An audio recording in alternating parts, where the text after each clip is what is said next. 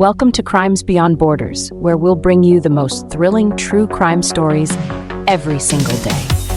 If you're fascinated by mystery, intrigue, and the darker side of human nature, you're in the right place. Make sure to hit that subscribe button and join us as we unravel the most shocking and perplexing criminal cases from around the world. The story is about to begin after this intro.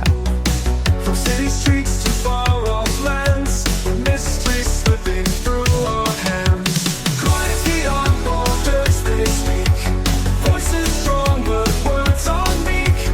Every story leaves a mark, whispers softly in the dark.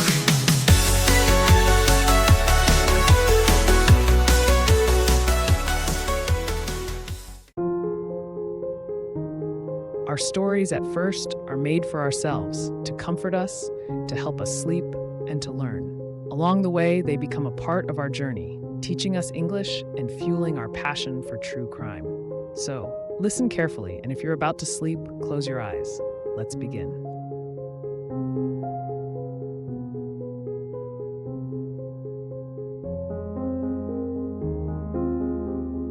The Maze of Echoes. The city pulsed under the veil of darkness, a living organism that breathed with the hum of electric lights and whispered secrets carried by the wind. To Elias, it was a symphony, a composition of footsteps, distant horns, laughter, and the quiet moments in between. It was in those moments of silence, when the city seemed to pause and hold its breath, that Elias thrived.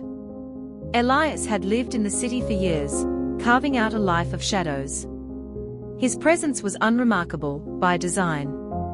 He worked at a university library as an archivist, a job that allowed him to blend into the background, disappearing into the labyrinth of books and dusty corridors where no one ever looked twice. But behind the quiet, unassuming demeanor, Elias nurtured a compulsion that grew more intricate with each passing year. He sought perfection, not in the banalities of life, but in the careful orchestration of moments that blurred the line between control and chaos. The birth of obsession. It began with Claire. She was a graduate student who frequented the library, her days filled with the rustle of paper and the low hum of whispered conversations. Claire wasn't like the others who flitted in and out of Elias's periphery. She was deliberate, thoughtful. She wore wire-rimmed glasses that slipped down her nose when she was deep in thought, and she always tapped the spine of her books before placing them on the table, as if acknowledging the lives held within. To Elias, she was a paradox, vibrant, yet calm, passionate, yet composed. He noticed the way she lingered in the dimly lit sections of the library, tracing the spines of old volumes, as if each one held a secret. He began cataloging her habits, noting the books she read, the hours she stayed. It wasn't enough to know her routine, he needed to understand the fabric of her existence. She became a fixation, a thread he couldn't help but pull, each discovery deepening his need to unravel her world. The blueprint of perfection. Elias's apartment was sparse, almost sterile. The only personal touch was the wall above his desk, covered in maps, photographs, and sketches pinned with surgical precision. In the center was a grainy photo of Claire taken from the second floor of the library. It was a candid shot, her hair pulled into a loose bun, eyes narrowed in concentration. Surrounding it were lines of notes detailing her movements, mornings spent jogging through the park, afternoons in the lab, evenings at the cafe across the street from her apartment. The plan took shape slowly, methodically. He scouted locations that fit the narrative he envisioned, finally settling on an abandoned art gallery in the industrial district. The space was vast, with high ceilings and fractured windows that let in slivers of light. It smelled of dust and forgotten memories, a perfect backdrop for what he intended to create. He prepared for weeks, visiting the gallery under the cover of night, ensuring that no one wandered into its depths.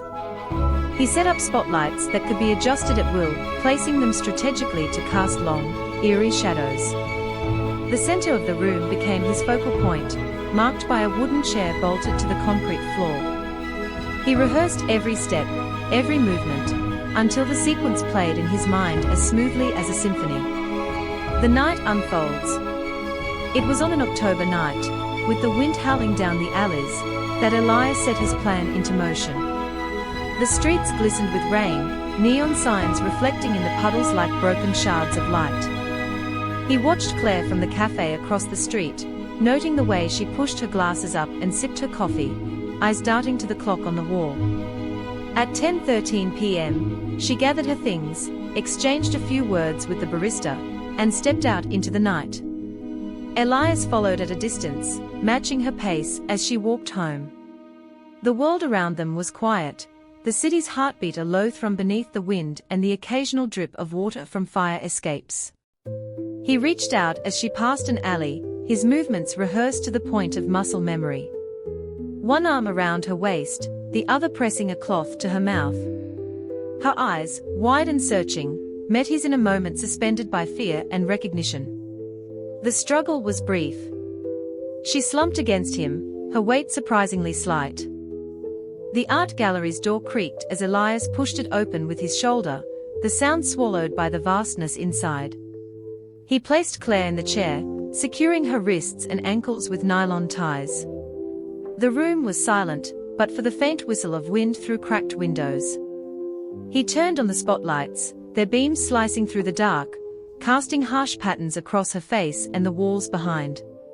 The orchestration of silence. Claire's head lolled forward before her eyes flickered open, adjusting to the light, confusion morphing into fear. Elias watched her, standing just outside the spotlight's reach, cloaked in the shadows. He felt the familiar surge of power, the tightening of his chest as the moment unfolded exactly as he had envisioned. "Why are you doing this?" Her voice was barely above a whisper, raw and unsteady. He didn't answer, not immediately. He stepped forward, the knife in his hand a slender, silver line that glinted under the spotlight.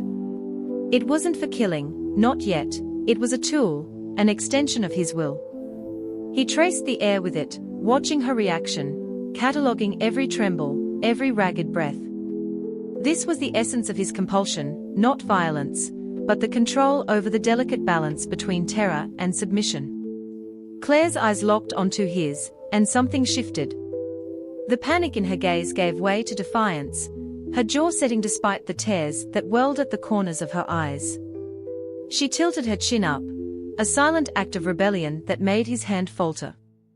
For a moment, the world around him contracted, the edges of his vision blurring as doubt gnawed at the seams of his resolve. "You think you're in control, but you're not," she said, her voice stronger now. The statement, simple yet piercing, cut through the carefully woven silence. Elias's chest tightened. The knife lowered, the edge of it barely grazing her skin before he took a step back. The room felt smaller, the light harsher, the quiet suddenly suffocating. He glanced at the walls, at the shadows that had once felt like an extension of himself. Now, they seemed to shift, as if mocking him. The unraveling. The plan, perfect in its conception, had cracked. He felt it slipping, the control he held so tightly unraveling thread by thread. The voice in his head, once calm and reassuring, screamed at him to regain composure, to finish what he started. But he couldn't. The defiance in her eyes had stripped him of the illusion, exposing the raw, pulsing truth beneath. Elias dropped the knife. It hit the floor with a metallic clatter that echoed off the walls. He turned, breath coming in short, sharp bursts as he stumbled out of the circle of light and into the dark, where the shadows no longer obeyed him. He pushed through the door and into the night, the wind cold against his sweat-drenched face. He ran, feet pounding against the wet pavement, the city blurring into streaks of light and noise. The consequence. By dawn, Claire was found, still tied to the chair, shaken but unharmed. The story spread like wildfire, fueling speculation and fear. The authorities scoured the city, but Elias was a ghost, hidden within the network of alleys and forgotten buildings. He watched the aftermath from afar, listening to the whispers, feeling the city's pulse quicken with collective paranoia. The silence that had once comforted him became unbearable, each moment of quiet a reminder of the failure that gnawed at him. The compulsion that had driven him, the obsession with orchestrating perfection, had fractured. The control he believed defined him was an illusion, shattered by a simple act of defiance. He retreated deeper into the city's veins, disappearing into its dark corners.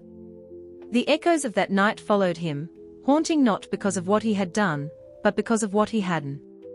And as the city roared back to life, unaware of the man moving like a shadow in its midst, Elias knew he would never find the silence he once sought.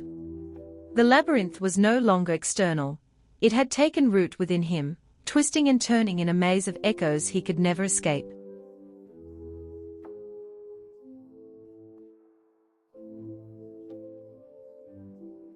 The story has come to an end, but stay relaxed.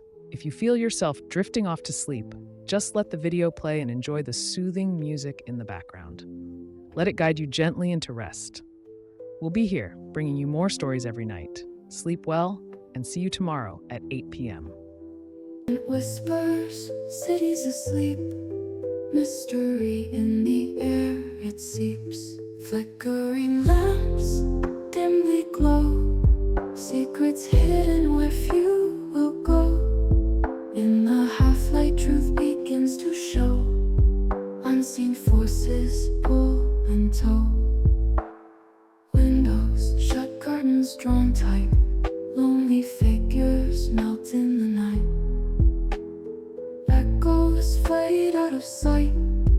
Moonlight bathes the world in fright. Ticking clocks, relentless sound. Time slips when danger's around. In the shadows, lost and found. Haunting silence so profound.